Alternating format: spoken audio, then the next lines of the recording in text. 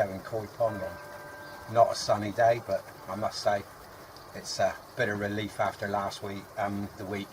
Yesterday was terrible down here. It was absolutely sweltering, really hot, sticky rollocks. Feeling terrible. Had a visit yesterday, we'll get into that in a bit, but had a visit and that was most enjoyable, nice long chat. I did have something on the laser cutter to show you, which kind of cocked up, but I'll run into it, what happens when you try to cut PVC. So we will go into that as well. You can see over my trousers, ponding slippers on, well settled in for the weekend. Yeah, yesterday was an absolutely beautiful day. We'll catch up on the solar next week as well. That's 2 months next week that it's been running. First month I think I made about £23.60, should have been the other side of 30 quid. This month's a bit more, but this week has really helped. Every day this week we've banged out over £1.20, so I was really happy about that. But we'll go into more on the solar next week. If you haven't already, please smash like, subscribe, and a thumbs up would be good. Right, yeah, on to the visit. I had this bloke here come round, so here he is. Having you guys, welcome to Devon Koi Pond. Yeah, and you can guess, I've got Dave down here with me at the koi pond. He's got a bad leg, so I'm not going to ask him to hop down onto the step again. He's been down here, but he's down for a look at the pond today. And what a beautiful sunny day he's picked for a look at it. So I'll get on with Dave a minute while he's here. You enjoy yourselves, I'll be back in a bit. Right, yeah. Okay, I had Dave from Black Country Koi pop in. He was down here in the southwest on holiday, and I must say he picked the right bloody week to come down. Absolutely cracking. It's the first real week of sunshine we've had. But there, I had a lovely natter with him, all things koi and pond as you do. Apparently he's been keeping koi for around 26, 27 years. He's had some hard times of late, which was a bit of a reminder to me, don't get too complacent in the hobby, like, because things can go wrong even later on. But he's had big problems, lost fish, and I won't say more than that. It's to find out on that, you'll have to pop over to his channel, and I'll stick a linky thingy up here somewhere to it. But he's in the process of doing a new pond, I understand, new filter set up. He's going from a Nexus to a drum, and he's got a Nexus with a Draco, and he said, but he's going to a drum, Burton's one. But pop over to his channel and have a look. I had a really interesting talk with him. You know, he didn't pick the best day to come down. It was so hot here, we were sat here just sweltering a blooming way. Wasn't good to watch the fish, because with the sun on the water that strong, made the pond and the water look bloody horrible. But they're looking cracking today, I'll show you in a minute. Had a cracking little visit with him there. Hope he enjoyed himself, and I'm going to sort him out some stuff. He's going to build up his channel, so I'm doing him a channel pack and such like, which I look forward to doing. So that's Black Country Koi. So go back if you missed it, that link was up above, I'll stick it down below as well. Right, as I've said, I tried cutting some PVC this week, and it didn't go bloody well. I'm trying to make some new outlet pipes for the foam jack mat box, the last box. I wanted some better outlet pipes on it, and tried cutting some PVC pipe, and let's pop over and see what PVC pipe cuts like in the bloody laser. Right, here we go. Rightio, here we are in the workshop, and this is the drawing I got. And what we're trying to do is we're going to make an outlet pipe slightly better than this, with slightly better flow, I hope. But we'll soon see. So this is what I've drawn on the cam, and I'll show you in the machine in a minute, and we'll see what we can do with it. So, in the machine here, I've got a bit of PVC pipe. Ignore the bits of tape on the end there to help it roll on the rollers. This is my rotary table. Came with the machine. Right, I'll do a frame of the cut a minute for you. You see what happens, it spins really quick and the pipe slips. It shouldn't go that fast when it's cutting, well, it won't go that fast. But this is PVC pipe, and this stuff shouldn't really cut it. Very stinky, very nasty fumes off of it. So I'll be a long way away while this is cutting. But I can't dare have the lid open on the machine, So I'll try and set the camera up on the side so you can see it doing all these holes a minute. Right, I'll set the camera up a minute and then I'll start it rolling.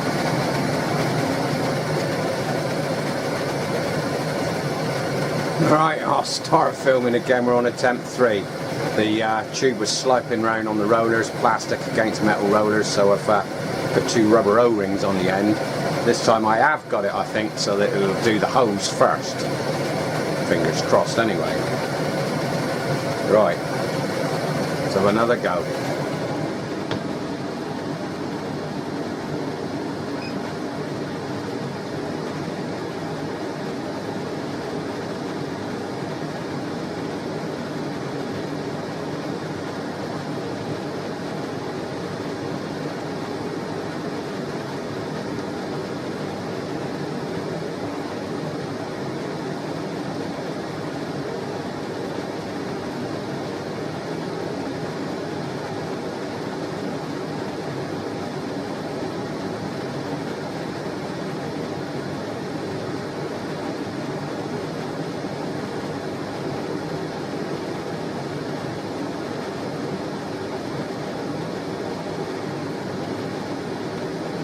Looking more promising this time. Problem seems to be it moves too quick it jumps between the bits that it's cutting. There is a formula for working out the size of the rollers and the item you put on it in the cutting program, but I'm just winging it on this. It's only a bit of tube with some holes in it, for Christ's sake, and should be simple enough. The holes should actually be 6mm round, but looks like they're a little bit bigger than that. But I found on the bits that I've tried already at this cutting speed, just a little tap on it and the bits drop out, so I can handle that. I don't really want them falling out inside because it'll probably jam up the roller as it goes round, so I'll just leave it like that. Right, I'll come back in a little bit.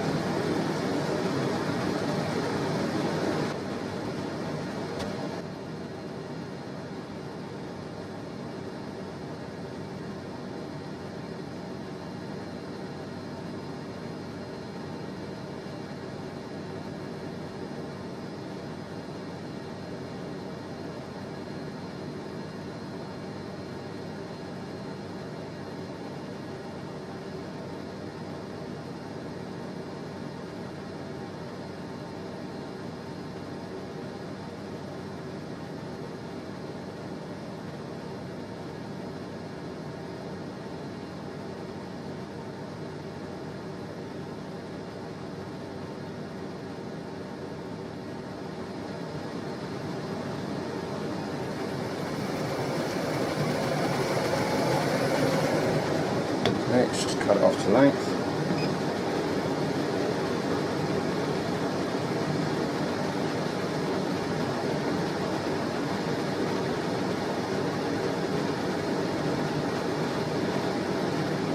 I'm just hoping all the holes do actually pop out here.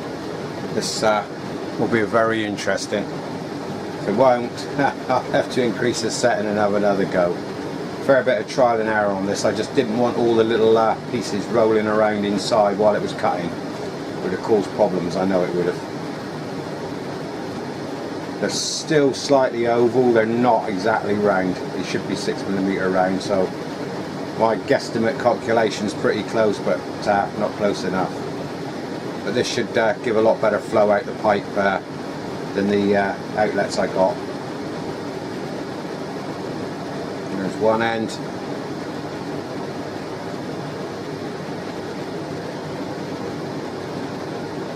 And I'm catching a whiff of it in here. This is nasty stuff. You smell it a bit, but the extractor here is very good. Won't say that it doesn't smell outside around the workshop a little bit, but a little bit of wind will soon get rid of that.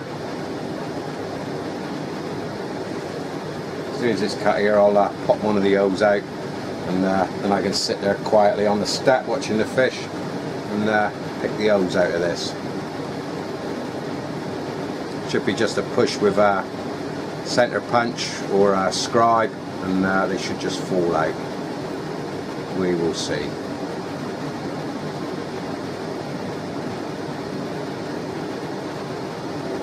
Right. There it is, finished item.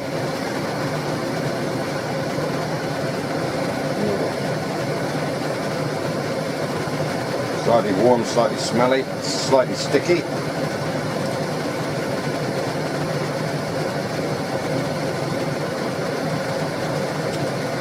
Take the O-rings off. Just see if these will pop out. Oh, no.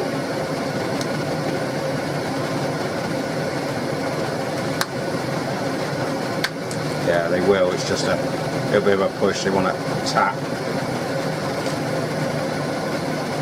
What it does is it heals itself back up. I can hear it creaking, so that they'll come out. And they're going to want to tap. Yeah, here we go. Look. They're going to want to tap some of them with a hammer just to go through. Right. There we go. Just like that. Let's pop you out on the step a minute. And maybe by then I'll pick the bits out and we can have a look at the holes in it.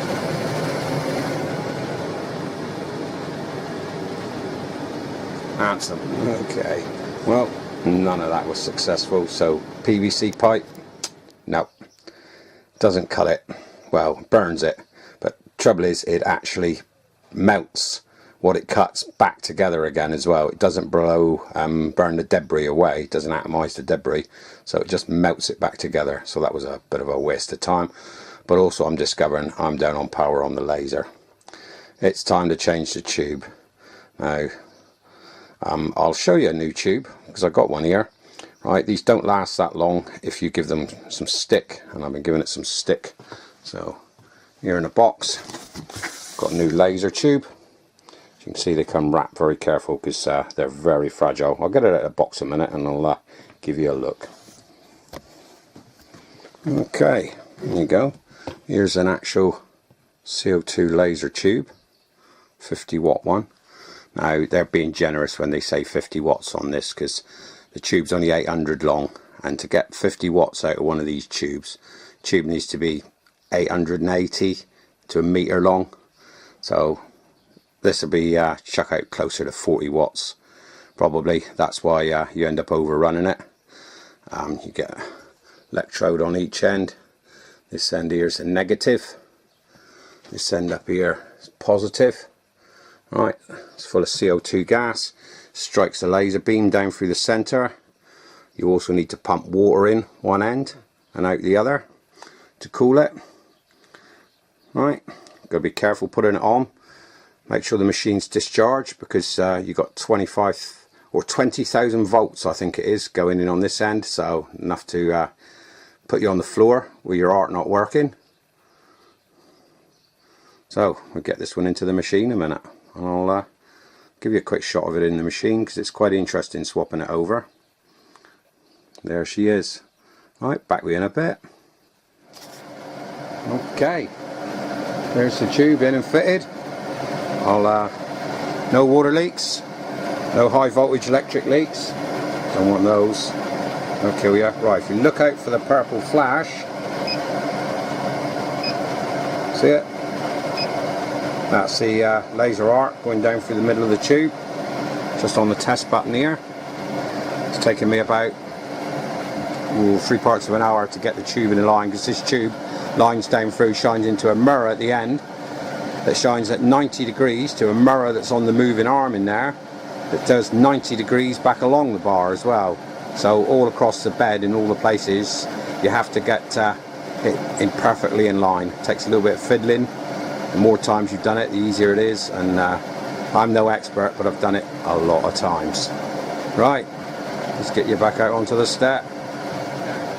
As you can see, the stuff more or less self-heals. You burn holes, cut it, or whatever, and it sticks itself back together again. You need a lot of power, so in the end I'm even wearing the laser up to maximum, and it was just melting its way through rather than cutting. It was melting its way through and then sticking the bits back in. And my God, did it stink. It gives off some blooming nasty fumes, that does. Had the extractor working its titties off trying to get rid of that from the workshop. And in the end I decided the laser tube wasn't quite up to its best as well. They got like a life span on them. CO2 gas in them. They degas. That's what happens to them, I think it is. Anyway, I've swapped over to a new tube, so there's a little clip there. I hope you can see the laser arc firing down the tube. Very interesting thing it is. Very interesting stuff, laser flash. Right. So, all that boobed up. Didn't have much to show you on that. The outlet pipes didn't work. Hopefully this Monday I'm posting the stuff out to Laura plants. I will cut some fresh ones off as well and chuck in with the ones I've tried to root, so I'll give her a good bundle of them. They'll go in the post. It's Saturday now, Laura, so they'll go in the post this Monday. Right. I'm saying Laura's lewd. Right. I'll give you a quick look at the fish in a minute, and the only thing I can offer you this week is it's time to do a clean on the first Eazy pod. Now, the first Eazy pod here takes the clean water that's come up from the upflow, takes that water. It also takes the water from the skimmer. So I'm putting clean water into it, then I'm adding dirty water to it as well. So it's a little bit moolah, but it's mainly cleaning the skimmer. So I'm going to show you a clean on the Eazy pod. Right, let's pop over and have a look at this a minute.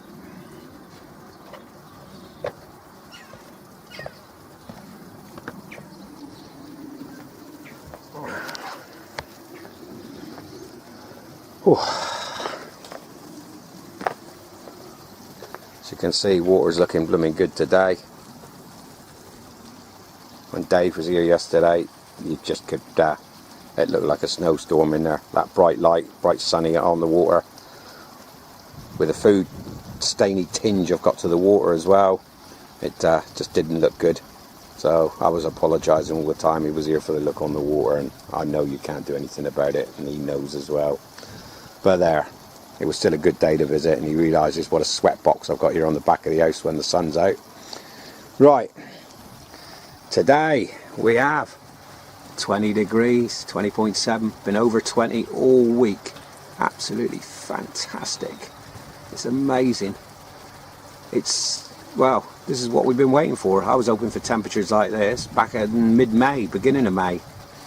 Not waiting till now for it. But the food rate's back up again. Now the temperature's back up. I've just been topping a bit of water up while I've been playing around in the workshop, and I'm nearly to the overflowing point. So I'm going to boil this pod up twice. Now, as I said, this one takes the flow from the vortex and the upflow, so I've got virtually clean water coming up here, barring a few fines. And it also takes from the skimmer here, feeding in the back, which is only running at about 30, I think.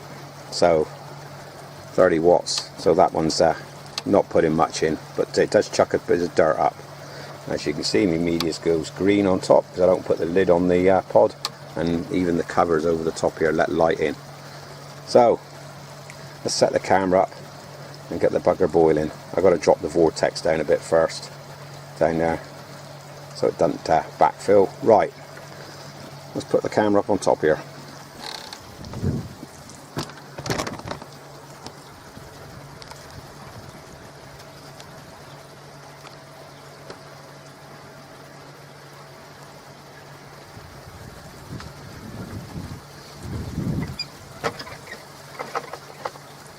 Now first off, I'll shut the water off to the vortex, close the bottom drain off.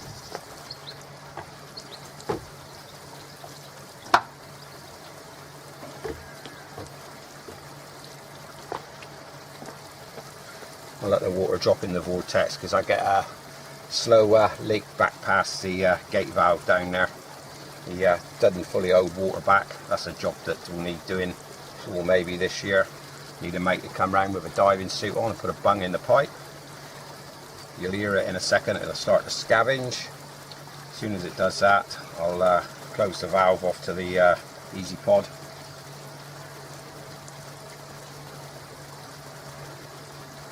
Here he comes. There. So close the valve off. Turn the pump off. I'll leave the skimmer going for a minute. Put the centre tube in. Let it fill up. Speed this one up a bit so it fills up quicker.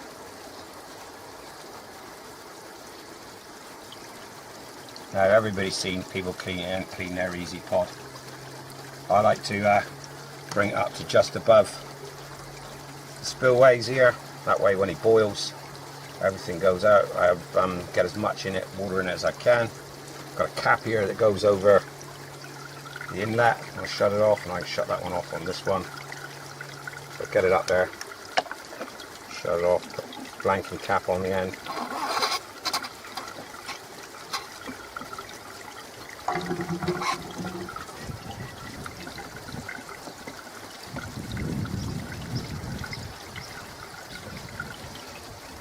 That one's on there. Put the air pump on. There she goes. I got a 60-litre pump on this one, and you can see the kind of dirt coming out of it. A lot of this is fly larvae carcasses by the looks of it. Yeah. But this is stuff that the skimmer's pulled up. So there, I'll leave it boiling for probably about 5 minutes. I'll top up a little bit of water. I was a bit slow putting the cap on, so I'll pour a bit in with the watering can. But I'll speed this up while he's boiling away. And he's going to get 2 boils. This one. The second pod, that one's only done once a fortnight. By the time it gets through this one, there isn't a lot left to get for the other one to catch. Right, let's top up just a little bit more water with a watering can.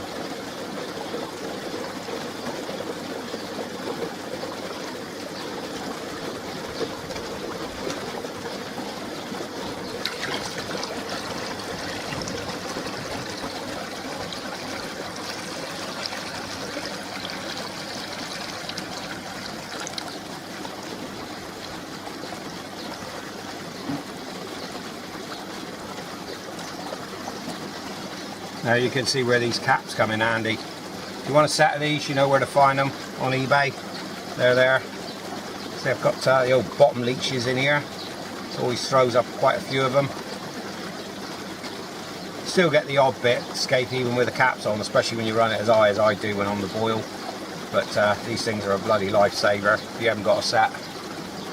I sell them about as cheap as you'd get them anywhere, alright? So,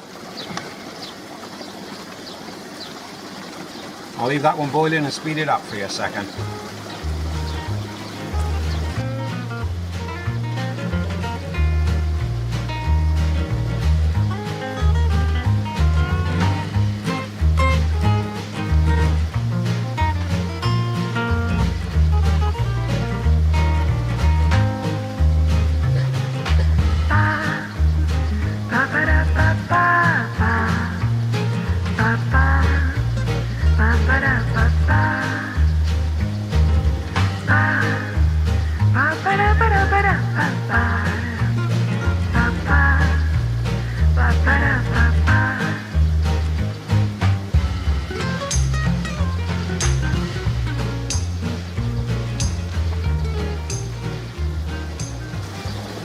Okay, so here we are. We've had about 5 minutes of boiling.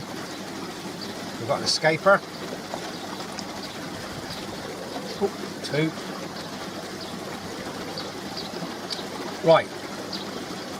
Now I'll just drop this one now, then fill him up and let him go again. So I pull the dump handle on this one and it all drains down to my blue barrel down the bottom like. Turn the air off for a minute now. All drains down to my blue barrel and it's away like. You can see the leeches here.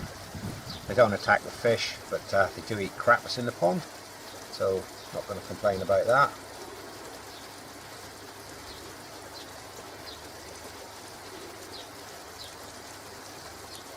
That I think shows how healthy set up if you have got them in there.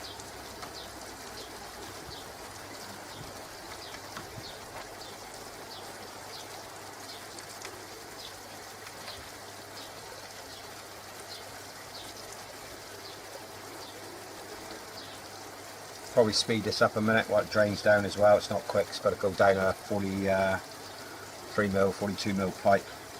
It gets down the bottom. When it's empty down the bottom, I can then switch my sump pump on to drain it out.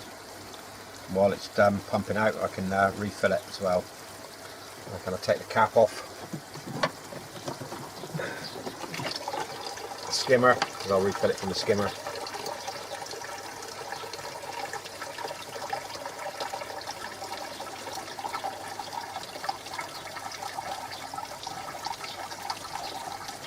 I see people with these Eazy pods and they're clean as a whistle. Like mine haven't been clean for years. Plenty of green in them. Don't think it does any harm to have a slightly messy filter. I'll grab the hose pipe a minute because I'll give it a quick run around in there with the hose as well.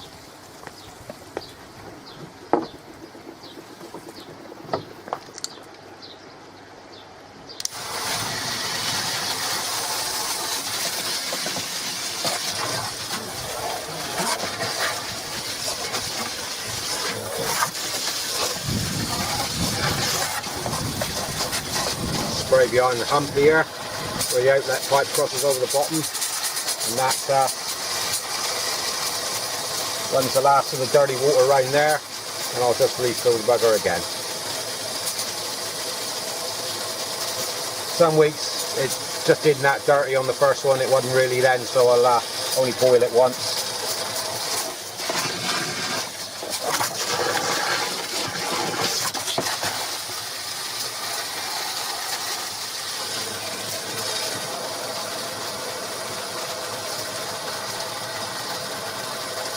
Yeah, that's all I'm going to get out of that one.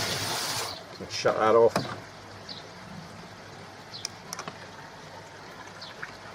Turn the skimmer back on again and fill it back up.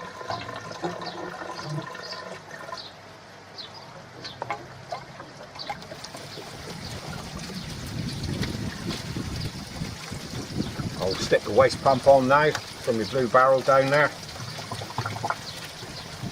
So that's the same pump as I run on the pond for the skimmer and the bottom drain. That pump there is basically my spare. If I get a pump that packs up, I can actually take that drain one off. It's all plumbed in, all wired in, sorry, and I can just swap it over to any position I like, either the skimmer or the bottom drain, and that'll give me a few days then while the new pump wings its way in the post, but hasn't happened yet. I can't fault the pumps. I've had them 4 years now. Not a problem with them. I do rotate them from time to time, swap them from position to position. It really helps. Okay, here's the second boil.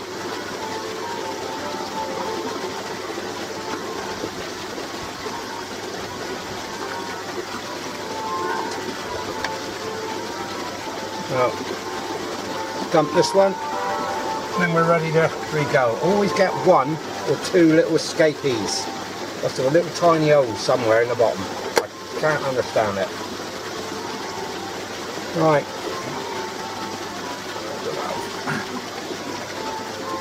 I'll dump this and then we'll pump it out.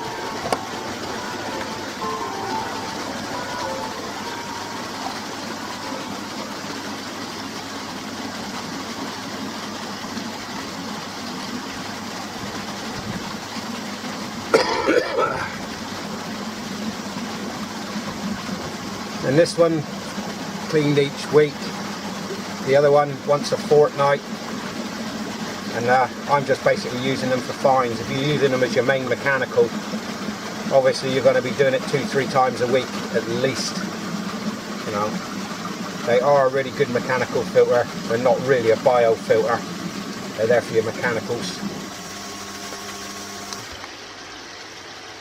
and they're just a bloody good filter. But don't overly fuss about getting the things clean. Bit of green inside it won't hurt. It really won't.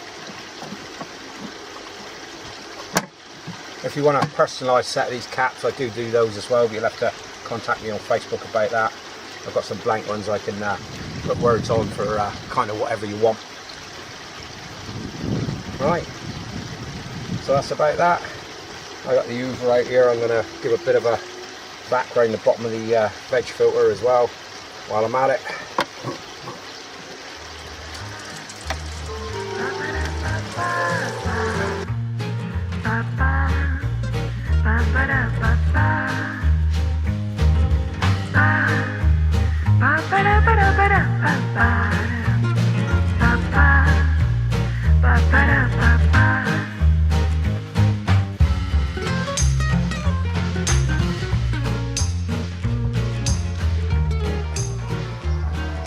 Okay, so there, that was just an Eazy pod clean.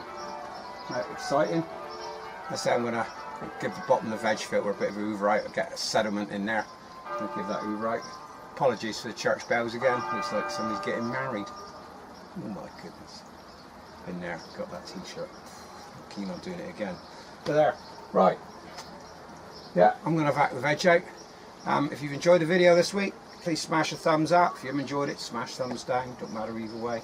Please like, subscribe, and we'll try and find some more content for you. Next week be a fair bit on the solar, I would imagine. 2-month roundup, and we'll have a look, because there is a little problem. But we'll have a look at what's going on, how much it's made in 2 months, and so on like that. So, from down here in the not so sunny Devon today, happy ponding. I'll catch you all soon. Bye bye.